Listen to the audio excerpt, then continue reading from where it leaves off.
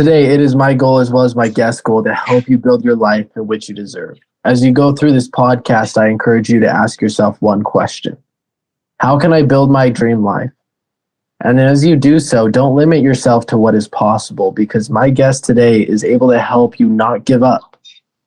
Now, I want to welcome all of you and thank you for showing up today. As my name is Braiden Belnap.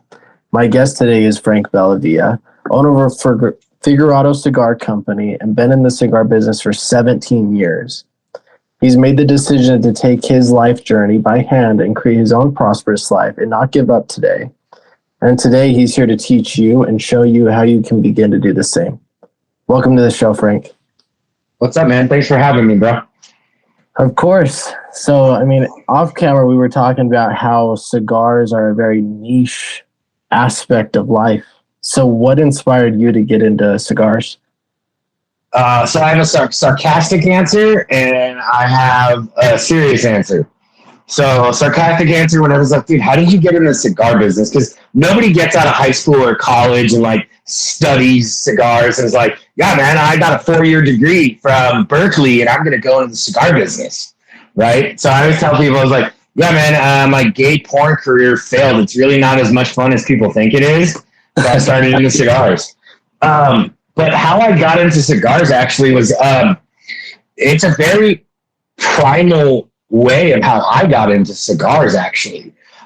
So my first cigar when I was 18, when I had it with my dad, and my dad used to travel and he would go to Singapore and Asia countries and brought back cigars. So my first cigar, I was 18 years old and I had it with my dad and I threw up all over the backyard. But I was a cigarette smoker at the time too. So I was smoking cigarettes from the time I was 14, 15 years old to the time I was 25, 26. And so 18, I didn't know any better and hanging out with my dad and throwing up everywhere. But I didn't get into cigars until my mid 20s. So I was part of a fraternal men's organization back in California in the Bay Area. And we would meet every single week.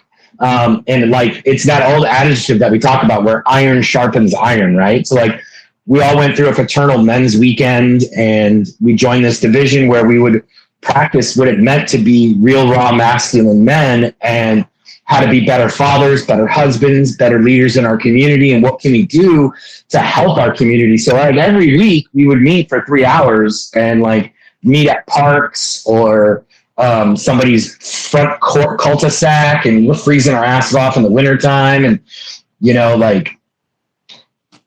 lot of these guys that are old, and I say that old and now I'm that guy. But it's funny in life. You have we're elders in training, right? Because we're in our 30s, right? So dudes that are in our 20s, they look up to us, and us in our 30s and 40s, we look up to the dudes that are 60 and 70. So these guys that I was in a circle with that, talking about how we can better our communities, these guys are smoking cigars. And I'm like, oh, I'll smoke with you. Cool. I'll smoke once a month at our divisional meeting with the guys. And there's 100 men at a, park hanging out. Or I was like, oh no, I'll smoke every week at my men's meetings, where there's 15 of us. I'll smoke once a day because I really like it and it's relaxing and it's a nice lifestyle. I'll smoke once a day at the end of the day. And I was like, you know what? Fuck it. I'm going to do what I want. I'm going to smoke whenever I want. And then I just showed up at a cigar shop in the Bay Area and hung out there. And that was my regular shop. Got to know the owner. And I just turned to him one day and I was like, I'm coming to work for you. And he's like, what? He's like, I didn't even offer you a job. And I was like, sure, but you need somebody if somebody gets sick or somebody wants to go on vacation. Do you have extra staff? And he's like, no, all my shifts are full. I said, okay, so in case something happens, you're fucked. You have to work on your business and work for your business. And he's like, yeah. I was like, well, now I'm your guy. And he's like, okay, be here Saturday and I'll train you. 3.5 years later, I was his assistant manager. That's crazy. So you began as essentially an employee, to say the least. Yeah, I became as a dude that sat behind the counter doing retail part-time. I honestly did it just for not the spare cash, but I was like, yo, it was a business decision why I did it. I love cigars. I smoke so many cigars. At least let me get paid while I'm here, right? I'm here for 4 hours a day. At least let me get paid for 4 hours a day to supply my habit And also I get a great discount on the cigars too. So it's kind of a win-win. And I know all the guys too, so nobody's like going to give you shit or anything, right? Exactly. And that's what ended up happening. Is, I was there for 3.5 years, and then I became joined up at a cigar distribution company. Once again, like, dude, like, you want something, go after it, right? And so I saw all these guys that are reps for cigar companies coming into the shop and like smoking cigars with the owner and like placing orders. And I'm like, I'm a fucking sales guy, dude. I can do your job. Like, you guys just sit around and smoke cigars with shops all day. So I was talking to people, and I talked to this one guy who's a cigar broker, and I was like, get me a job. Get me an interview. Get me an interview. Just get me an interview. I'll get myself the job. But you know who's hiring. So bugged him for 6 months. Sent him my resume every single month. Like, just being tenacious and not giving up. Right? And so the guy looks at me one day. He's like, dude. He's like, you know what I do? I was like, yeah, you're a cigar rep. Like, and he's like, no, I'm a broker. So I represent multiple companies. So if they're not going to hire me to represent them, why would I give them the referral to a competitor to be my competition? I was like, oh, I never thought of it that way. He's like, I love you, dude, and you're a great guy. But I will not do that. But I got this guy that owns a distribution company that's looking for a sales guy, and he sells my product.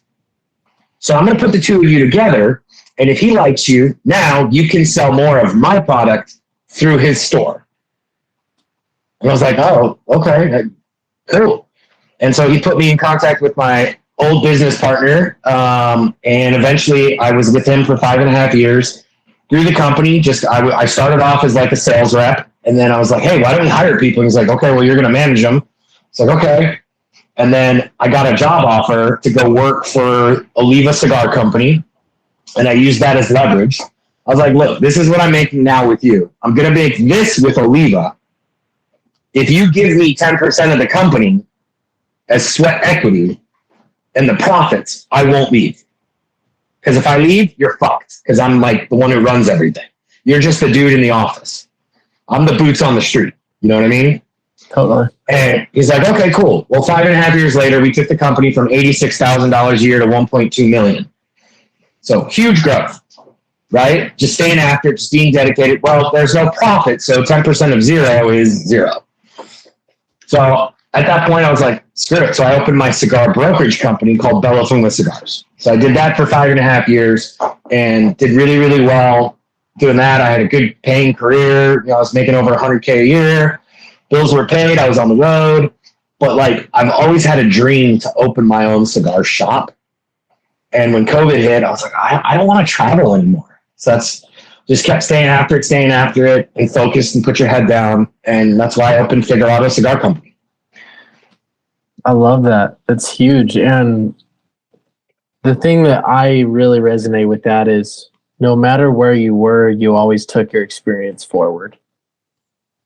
And I was in a coaching session this last week, and this just reminded me is I was coaching this teacher, and he's like, I've been teaching for 20 years, and now I want to go into who knows what.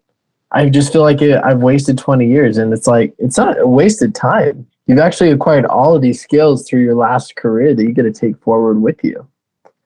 100%. Like, you never stop learning, but just because you're not doing something that pertains to what the knowledge is, doesn't mean that there's something or a lesson that's not applicable.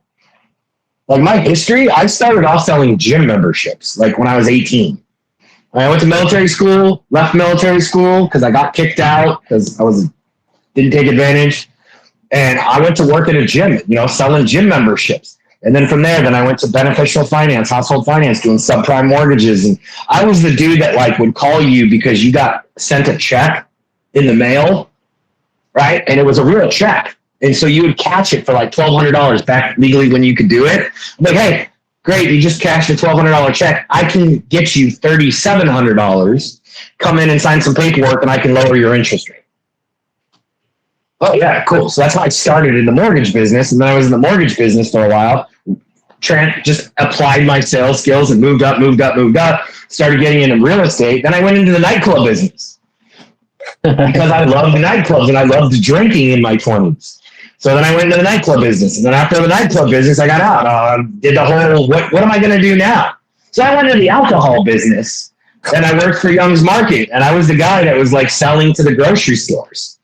And then I fell in love with cigars. And I was like, oh, I'm going to go work at a cigar shop part-time, while I kind of figured out my next move. And then I became a full-time person at the cigar shop and then just transferred my skills from skill set to skill set. But they're like the big thing that you get being a salesperson that's applicable to anything, because it's just a widget that I'm selling pretty much, right? It's the ability to read people and to build rapport with somebody, but more importantly, to get to their pain point.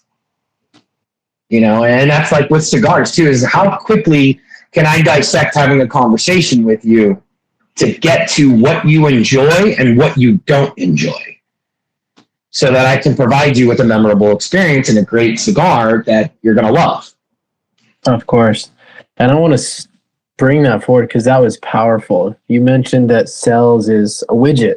You can apply it to anywhere because it's just conversation. 100%, yeah. It's finding that pain point. Because at the end of the day, if you can help somebody evoke emotion and they find pleasure in your product, they will buy it. Yep. So to speak to that, of course that this is like a walking a fine line, because unfortunately there's crappy people in the world that are like, oh, if I can evoke emotion, I can manipulate you. I'm gonna fall back to one of my best quotes, dude. Okay, this is a Marvel quote, so this is my geek coming out, dude. So like, I am like one of those geeks when it comes to like comics and shit. Okay? I love it. So with great power comes great responsibility. Amen. 100%. So if you have great power because you're a great salesperson and the gift of gab and people like you, you can choose in life to use it for good or to use it for evil, which also goes back to masculine archetypes and immature archetypes. So masculine archetype, like the magician, right? There's the 4 masculine archetypes: king, lover, warrior, and magician. There's a really great book called King, Lover, Warrior, and Magician by Carl Jung. I've studied it. I've done men's weekends on it. It's powerful shit as people to understand that there's positive and negative archetypes. But one of the archetypes is the magician, right? So the magician, he's whimsical, he's knowledgeable, like Merlin, right? Like from back in the day in King Arthur. So if you're the masculine form of the great knowledge and having that power, you're going to use that knowledge to benefit the kingdom, the collective, the world, right? And give it away. But if you're a slime fucking bag and you're a trickster and you only want to keep the knowledge for yourself, then you're just going to be that guy, like the troll, for example. The troll that sits underneath a bridge that we've always heard about as a kid. You know, how he asks you these questions, but they're in riddles, and if you like 90% of the people are going to screw it up, and then he like takes your soul or whatever he does. Well, if you want to be a trickster and be a troll that sits underneath a bridge, then go ahead. Then you're going to be the negative archetype and only benefit yourself. But how many more people can you affect with the ripple effect of giving people the knowledge and giving people the grace than if you're only benefiting yourself? 100%. So I love how you tied that all in together, because then I understood it more. So thank you. Now, to speak to that, how can people begin to learn sales? Where did you start? How did you start to learn that if I can understand your pain point, then I can get you to buy this product as it truly will benefit and transform your life? That's a tough question. So for me, I've been in sales my whole life since I was like 4 years old. Okay. My father was in sales. Okay. But I was naturally born with the gift of gab. Like at 4 years old, my dad tells this story. I was, they cut down this tree at the top of the block, and I was walking around with my little wagon and I was selling sticks to door. at like 4 years old, 5 years old. And this is back when like it was safe to be out at 4 years old, 5 years old, and like come in when the street lights are on and drink from the garden hose. And now it's like, oh my God, my kids. So like my dad asked me, what am I doing? I was like, I'm selling sticks door to door. My dad's like, why are you selling sticks? I'm like, people have fireplaces. They need fire. They need warmth. And my dad's like, all these fireplaces in this neighborhood are gas fireplaces. Nobody burns any wood. And so I immediately was like, well, they have to go camping, right? They got to go camping or have outdoor fire pits. Why do they have to burn it in their house? And so my dad knew at that very moment that I was naturally in sales, because a salesman will always find a need for his product to help people. But I'm definitely not a marketing person, because a marketing person will never drop their price. So I was selling them for 25 cents and I only ended up selling 2 sticks for a nickel because somebody thought I was cute. So that being said, sales for me has always been natural my whole life, but to become better at it, because I viewed it as a craft and as a gift, okay, I studied it. I studied sales. I read books on sales. I took seminars on sales, and my dad brought me up with the old school sales guys, Zig Ziglar, guys like that. And then my realm was like Todd Duncan, high trust selling, and guys who have Covey, guys like that of how to win friends and influence people. And that book's been out since like the 60s, 70s. It's fucking years.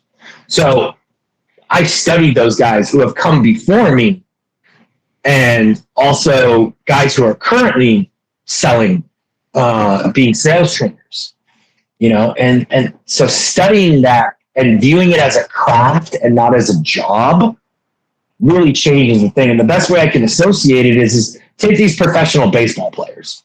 Okay. What do they keep practicing when you see them before their game and they're actually playing?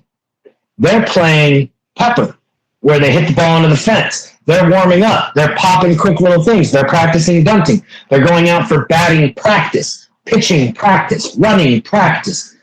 They're practicing the fundamentals, And so in sales and in anything that you do, you practice the fundamentals. Just like you were talking before we started recording, possibly. This teacher, a friend of yours, he still teach for 20 years. He still had the basic fundamentals that he had to practice to get through to his students to convey that message. And sales is just another form of teaching. I'm just teaching somebody why they need my product. How can it help them? How can it make their life easier? And in a way, you're a salesman too. 100%. You're selling to people that how they can better their lives and achieve their dreams if they just focus, and the fact that everything that they need is actually within them. They just need to unlock it. 100%. And I love how you really communicated that, because what I'm hearing is baseball game, you show up, you hit the ball, you play the game, ideally you win, right? But if you're wanting to get into sales, or you want to just start influencing people, because we're all salespeople at the end of the day. Yeah, everybody is. You're selling yourself to the public, to life. Exactly. Like me. People want to be liked because it's in our human nature to want to be liked. So we are selling ourselves to the world, always. Exactly. The moment you meet somebody in public, what do you want to do? You want to be able to be liked. You're selling, as you said, you're selling yourself to be liked by the other person, even if it's just a stranger in a grocery store. Yep. Now, to speak to that, that's the game, is going into Walmart and ideally having somebody like you. That's the game. In the background, it's the reading the books. It's the going to the seminars, the conferences, so that you can learn how to influence other people. It's what you do behind closed doors that make you better when you're out in public. Of course. Yeah, 100%. Now, something that I see in you, Frank, is that you've never given up. No matter what you've been in, you've mastered the craft of where you've been in, but you've always had a vision for your next step. I can only imagine that you've had some low points or pain points in your life. How have you consistently showed up, not given up, and consistently persevered through those hard times?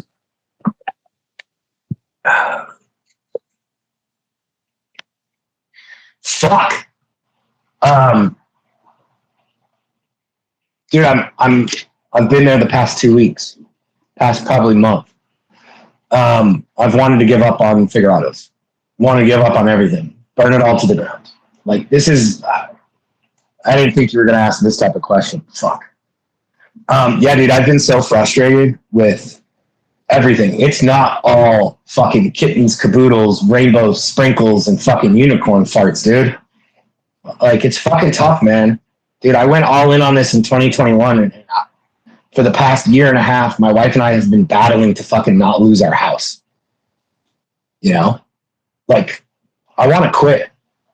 I want to quit a bunch of times, man. I just want to do my day job. I took on a W-2 job in April because we were running out of money when we launched the company, and she wasn't working. Dude, I've wanted to quit for the past fucking year. He's like, cool, fold it down, dude. Shut it down. It is what it is. Cool. I tried. Come back later to it. Like, it sucks. It's not for the faint at heart.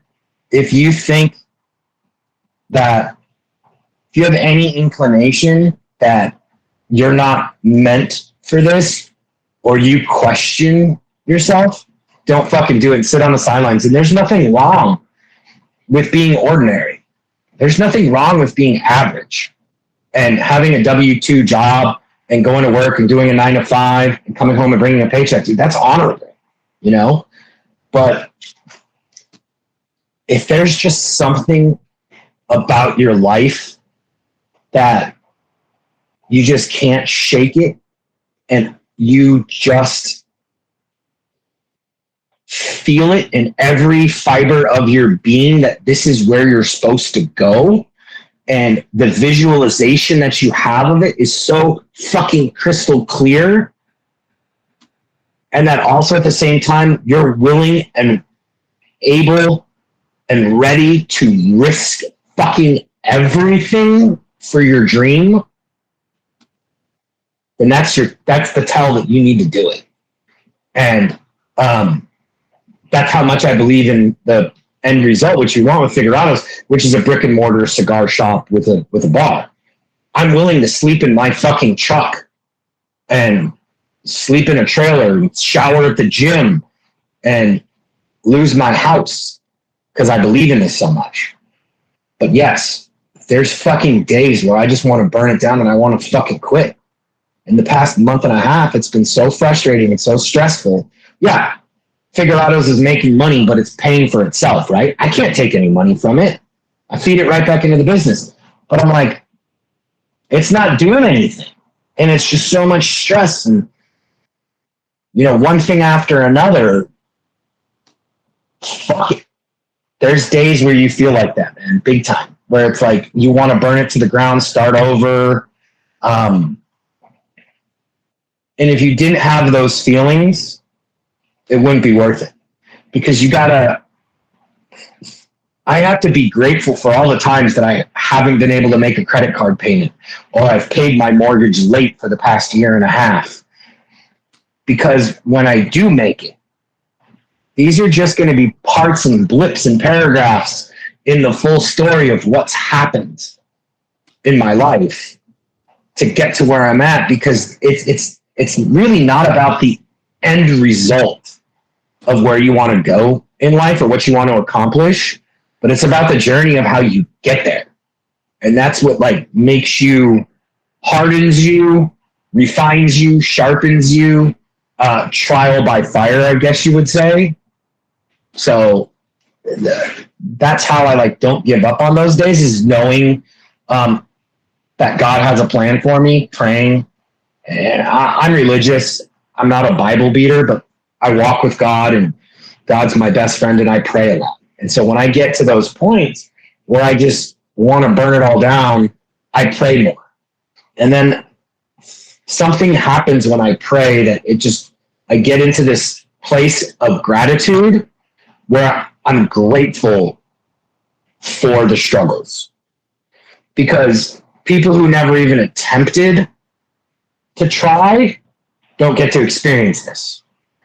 And then I know that these are just temporary, and I know that God doesn't put anything in front of you that you're not ready to handle.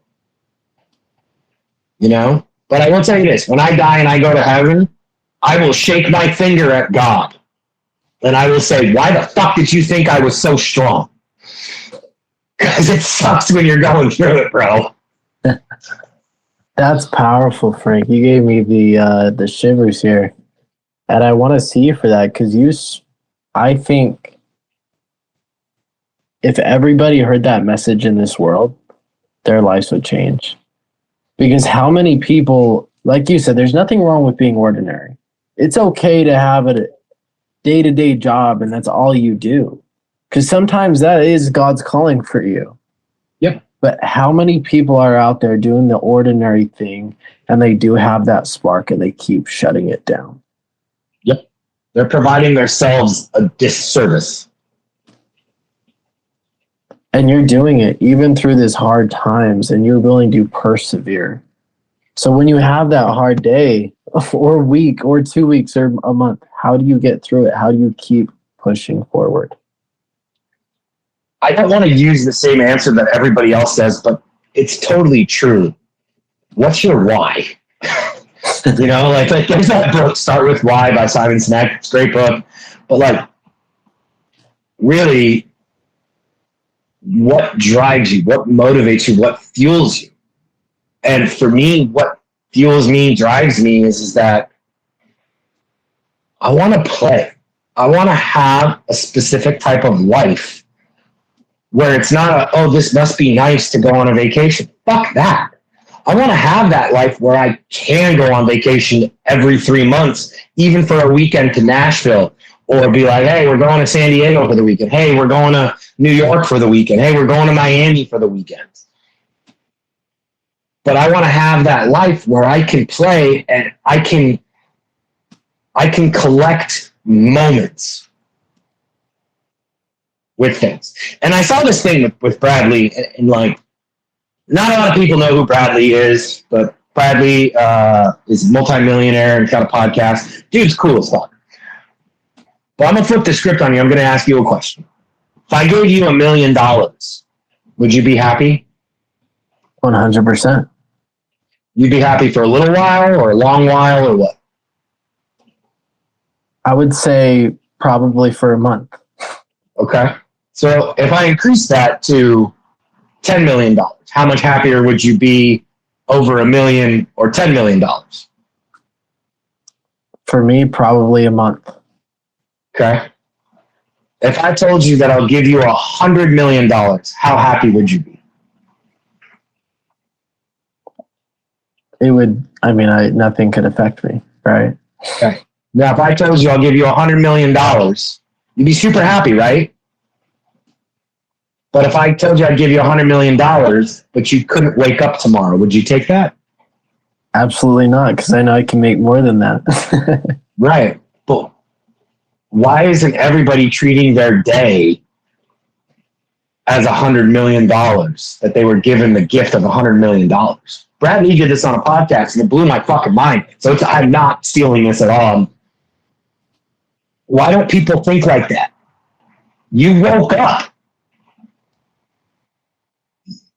being grateful for your life, being grateful for the stuff. So like you asked, what when I want to quit, why don't I quit? What's my why? My why is one, my wife. We've been together for 11 years. I don't have kids, so I can't be like, oh, it's providing for my children. It's the fact that some people don't get to wake up. Some people don't get to walk. Some people don't get to have this drive and this knowledge to better themselves and to better their communities because they just don't have it. But I'm graced by God to be able to do this kind of stuff. So I have to, and I owe it to people to show them that it is possible. that you can do it. It's gonna be fucking hard. And if you're a pussy in any way, shape, or form mentally, don't fucking do it. It's not for the faint at heart owning a business. It's sleepless nights. It's getting emotional. It's fucking crying. It's wanting to fucking quit. If any of that sounds fun to you, like, no, you're a glutton for punishment. There's a little bit of owning a business and being an entrepreneur and doing what we do, like these great guys who own companies before us and like other small businesses. There's a little bit of a sadist and a masochist going on in there where there's like, you have to enjoy self-inflicted pain a little bit because we asked for this. Of course. We said to the world, pick me, pick me, pick me. I don't want to be ordinary. So that's kind of my why I keep doing it, why I keep bashing my head against the wall. It's because I know that eventually I'm going to break through that wall. And honestly, and if I don't break through that wall, I'm going to fucking die trying. Because I'm not going to have somebody on my deathbed say that he never fucking tried, that he never pushed. I won't let somebody say that over my grave. That You would even I didn't be thinking it, right? No, they want to say Frank gave it his all and everything that he fucking did. My buddy Mikey, who was supposed to be one of my groomsmen, he passed away a couple months before my wedding, and this guy saved me in 2020. I wanted to kill myself in 2020 before I started my cigar shop. I was that low, and he's my best friend, and he's like, I'm going to text you every single day to make sure you got your little wins. Where it was doing your reading, whether it was going for a walk, getting your exercise in, and he ended up dying from COVID complications. Guy was healthy as a horse, 52 years old, ran 7 miles a day. Got COVID, didn't wake up. There's one thing that he always said that stuck with me. Love hard. So love the people that are in your life hard and love what you do hard. Because life is hard. And a lot of quotes are out there from great people before us, but like Andy Frisella always says it, man. What you want in life is on the other side of hard. You just got to choose your hard. Is being mediocre hard? Fuck yeah, it is. Is living paycheck to paycheck hard? Yeah. Got to choose your hard. Amen to that. And all of that was a tangent on it. And then, fuck. I knew I was going to probably cry on this podcast. Honestly, I want to just... That's totally fine, Frank. And honestly, I encourage it. Vulnerability is needed in this world. It's one of the most important things. Most people are willing just to shove the tears back down, and if we don't show it, we can't make a change. Yep. It's easy just to, not talk about those things. But that's hard in itself. Mm-hmm. No, everything's fine. Everything's fine. How are you today? Oh, I'm great. Everything's fine. Are you happy to be alive today? Oh, yeah. Yeah, and that's something I practice every single day is I wake up and before I put my feet on the floor, I practice gratitude. I'm grateful. I'm grateful that I can open my eyes. I'm grateful that I get to move my body. I'm grateful that I get to struggle. Some people don't struggle. Some people don't get to move their feet. Some people don't get to use their hands. So grace and being grateful for where you're at and the struggles that you're at, I think that's the big, big thing, is great gratitude is like my biggest one word that I want to get tattooed on myself. I want gratitude on my forearm, or I want like grateful for the struggles. That's amazing. And all of this came, so I was just asked recently, like, hey, do you have a plan B? And my answer was, no, I don't even have a plan A. I have God's plan. There's no plan A. There's no plan B. There's no plan C. There's not even a plan C, D, E, F, G like some people have out there. I follow God's plan. And as long as I can wake up every day and say, I am walking God's plan, I know I'm on the right path. I know it's all going to work out. The moment I start trying to create plan A, this is what I'm going to do, is the moment that I know that I've made a mistake. 100%. 100%. I was at an event and somebody was like, so you own a business, and every great business plan, you got a business owner writes a business plan, right? I have an amazing fucking business plan. My business plan is so dialed in with my cigar shop, like I can sell it to other cigar shops and that are doing $1 million a year and double their income. My plan is so dialed the fuck in, it's crazy. First thing you do after you write a business plan, dude, is throw it in the trash can. It never goes the way you want. What's important is the vision behind it, the end result. That's what's important. Like, you know where you want to go in life and what you want to do and what you want to give to this world. Okay? That's your vision. Your plan is God's plan. How you get there is all up to God and all up to you. And like, I have a business plan and like my vision of what I want to do with the shop. Well, I don't fucking know day to day what's going to happen. If all I know is I work on the shop every single day. You know, I do Instagram, I do social media, I meet connections, I network with people. You know, like, let's not to say we don't know that somebody listening to your podcast is a multimillionaire and loves cigars and wants to invest in my cigar shop and reaches out to me. We don't know. I don't know that somebody who's on my end of the network sees what you're doing with people and goes, yo, I want to put you on a television show so you can reach more people. Nobody fucking knows. God does. Yeah, so, exactly. But God doesn't give us anything in our lives that he knows that we're not ready for or that we don't need at the time. So, like, I believe in God, like the universe, the great creator, Mother Earth, Father Sky. It's more energy for me as opposed to like religion based. You know, we got this guy that sits up on a throne, and like, I believe in one God, but I believe that he created the universe, and that I always say the universe will not give you anything that you don't need when you don't need it. Whether that's a tough problem in front of you to teach you a lesson, or to teach you to be a better person, or to gain strength or something, or an investor for your cigar shop that you want, that your dream is.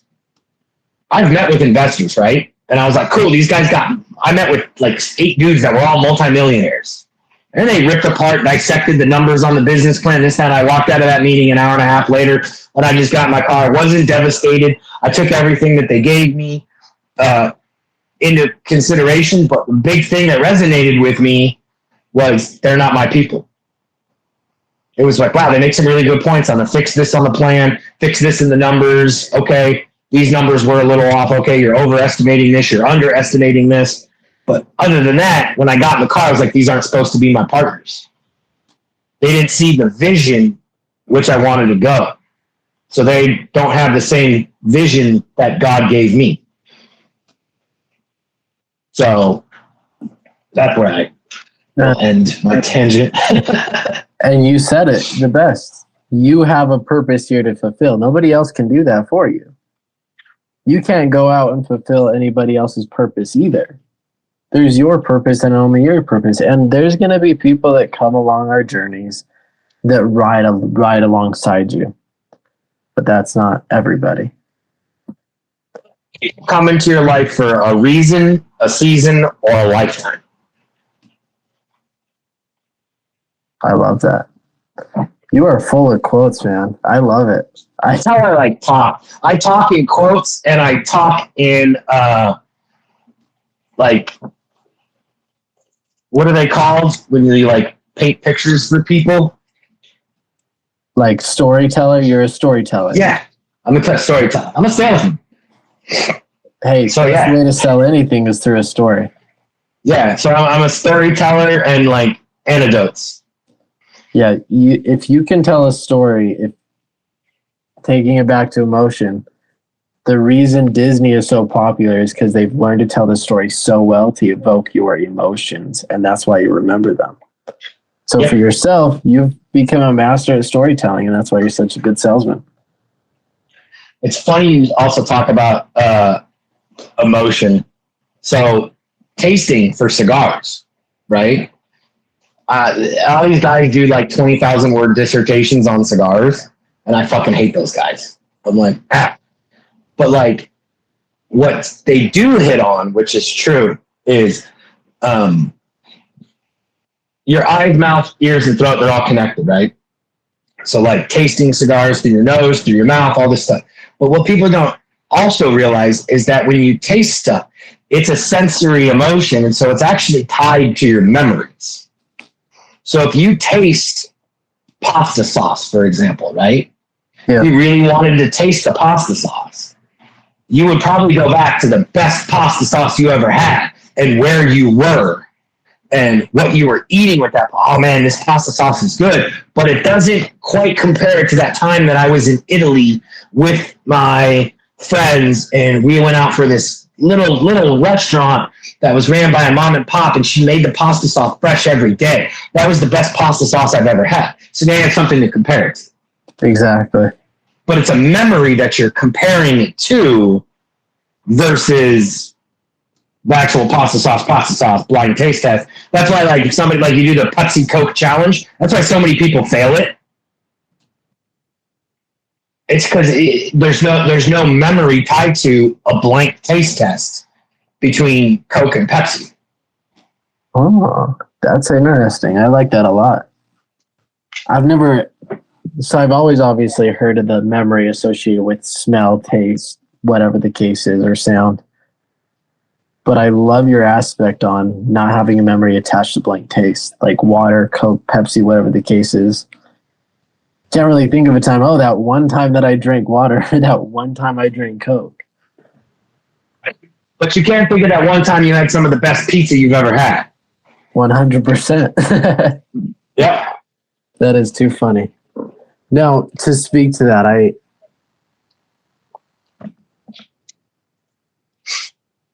that even just touches back to your memory with the first cigar you had with your dad. I'm sure that plays a big part to your why of why you love this so much. Is that fair to say, or? Yeah, 100%. Because that first cigar I ever had, like flavor wise, it wasn't my cup of tea, man. It was a Romeo y Julieta Cedarus Deluxe from Cuba. So I remember the cigar perfectly, and I've smoked that cigar many times since then. But why I loved that cigar so much, because it was with my dad. But it was also with other men that were there to support me as I transitioned from boyhood to manhood, being 18. You know, by all social constructs, the day before you're a young man. The next day when you turn 18, you're a man. Right? By social constructs. Of course. And there are guys that I know that are like 35 years old. I'm like, you're still a fucking boy. So that's primal society shit. There's difference, you know? But it was that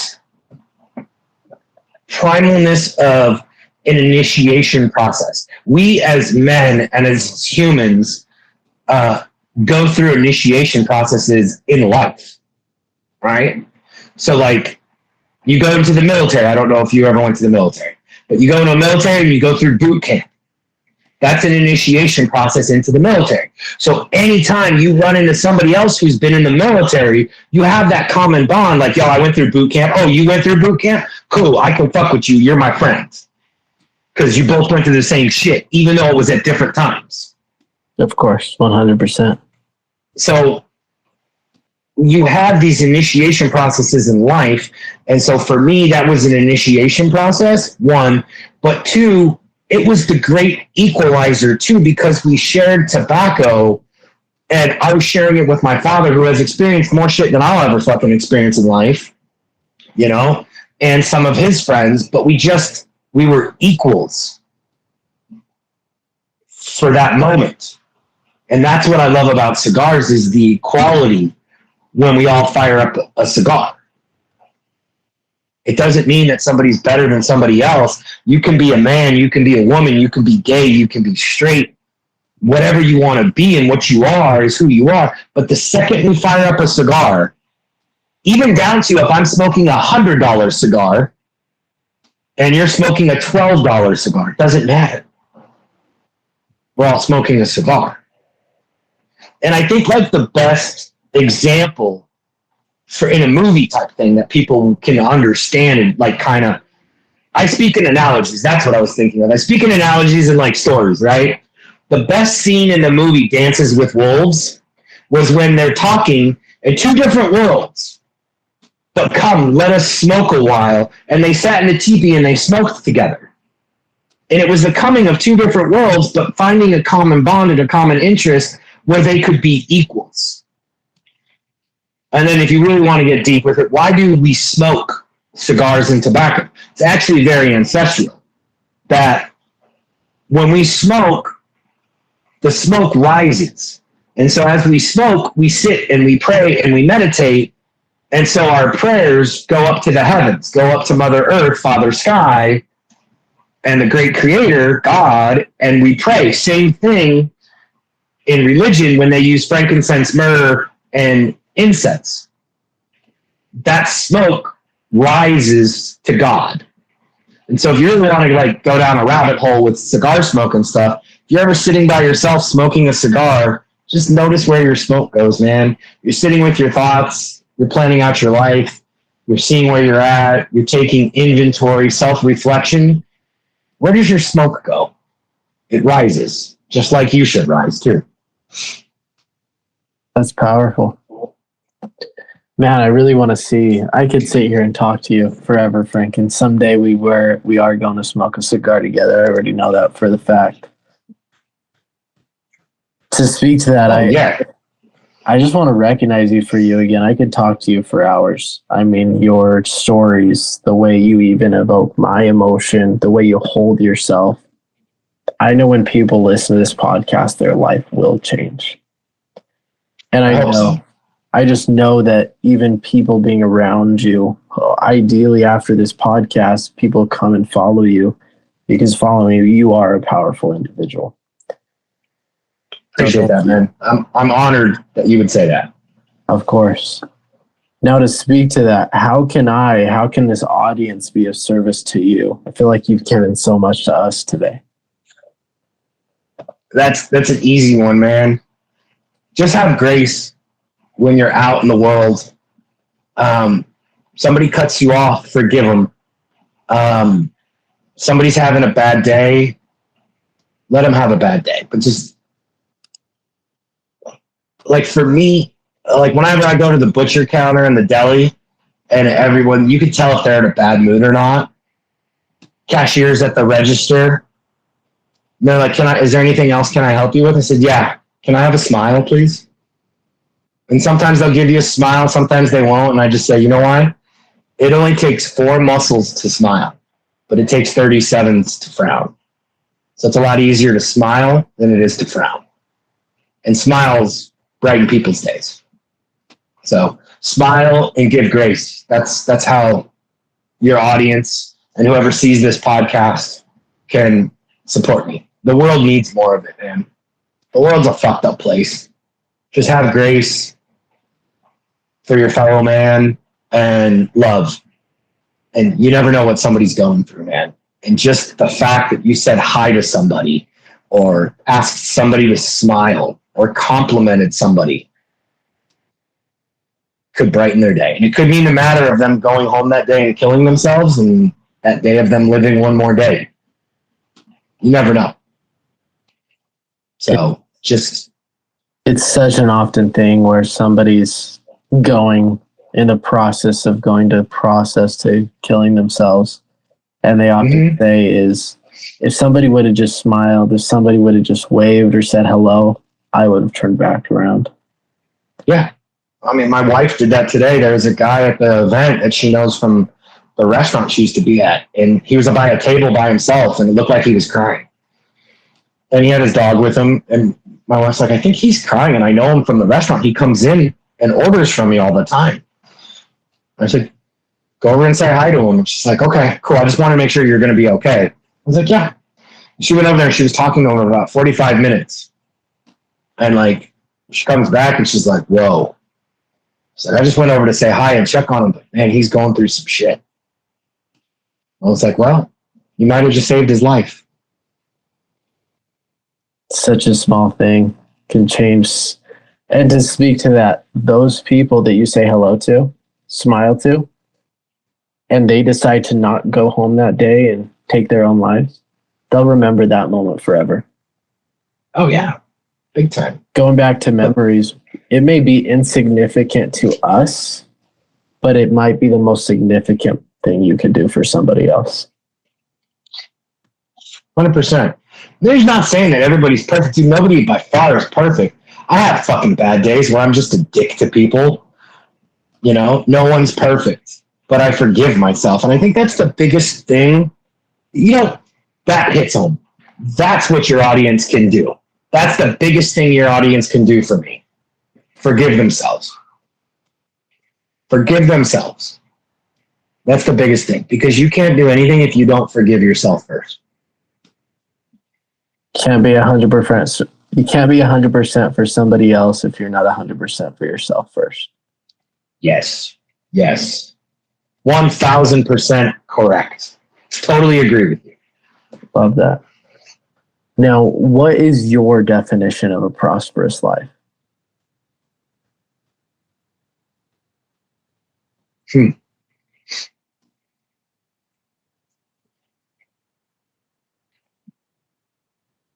I would say like my definition of a prosperous life would be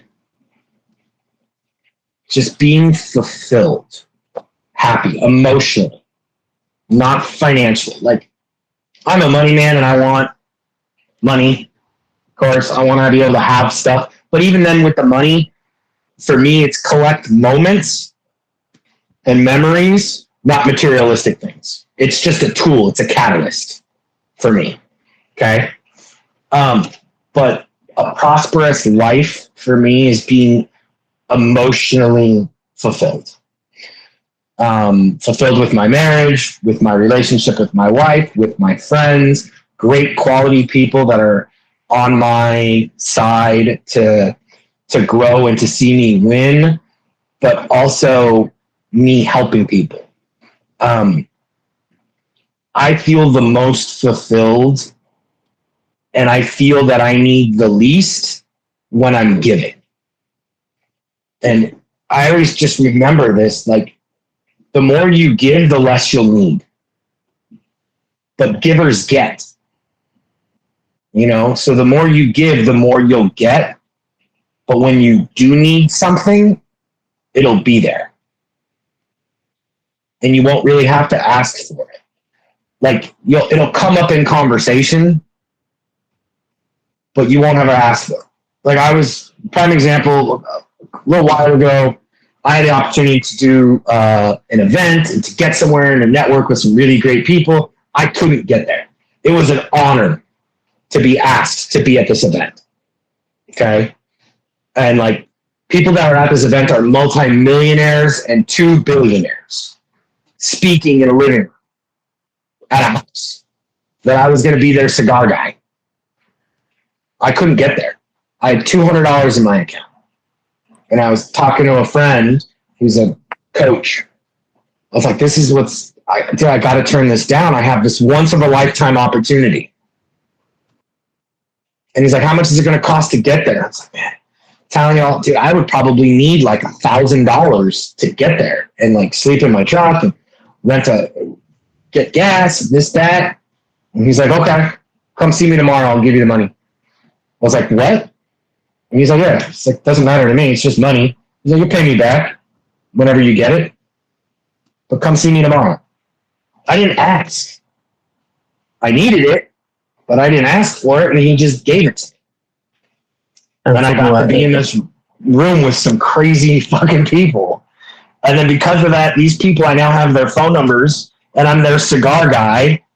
And I talk to these guys that are just insanely powerful men. Ed Milet being one of them. I remember that video. Yeah, that was the event. I was there. And Ed Milet and I talk on Instagram now, and we chit chat. It's crazy. That's amazing. I remember that video, and you gave him an amazing gift to bring back to that point, getter's gift. But it's not the intention of getting back. You're just giving with the intention of giving. Mm-hmm. And after that, he messaged me on Instagram 2 days later and was like, man, that gift was so thoughtful. Thank you so much. This is the type of man that this guy is. I want to support you. I really enjoyed some of the cigars you had on the table that I've never had before. Send me a box of each of these. I was like, okay. Sent him a box of cigars, and he called me. He's like, how do I pay you? And I was like, I was so scared to ask for payment, but it goes back, like, you don't give it to them for free, but they ask to support you. So take it. Humble yourself and take their money. You know, so I told him how he could do it, and he Venmo'd me the money, and I was like, that's crazy. But I'm like, I had a phone call, like an actual phone call from Ed Milet. That's phenomenal. And like, I never used his number ever. Like, it's in my phone, Ed Milet, and I'm like, never used it. Like, it was a quick text message. I always talk to him through Instagram, just out of respect. But like, it's crazy, but like, they don't forget that kind of stuff. Not at all. And so like, we went back to the same similar type of event in January recently, and he's in the room again. And this time I was invited, and I had the money to go by myself and bring my wife this time. And we have our thing, and my wife's sitting here, and Ed Milet is talking in this living room, and he's on his way out. And I just waved to him, but he knows who I am. He stops what he was doing and who he was talking to get out of the house quickly, because everyone's like, hey, Ed, hey, Ed, hey, Ed. He goes like, wait, comes up to me. Hey, Frank, what's going on, man? I was like, hey, I know you got to get out of here. This is my wife, Cassie. She was able to make it. And he goes, you're his wife. I just have to tell you, I think the absolute world of your husband. He is an amazing man, and walks out. And I was like, what? That just happened?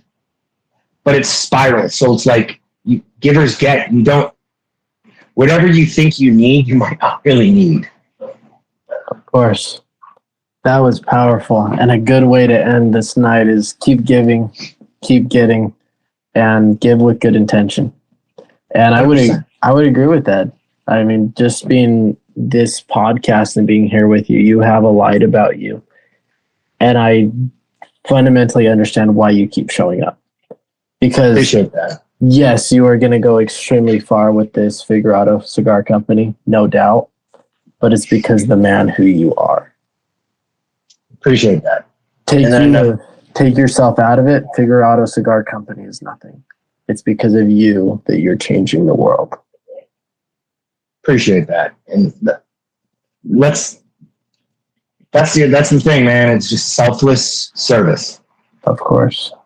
So thank you so much for showing up. This has been a blessing to get to know you. And I'm looking forward to building our relationship as time goes on. 100%. I'm here for you for whatever you need.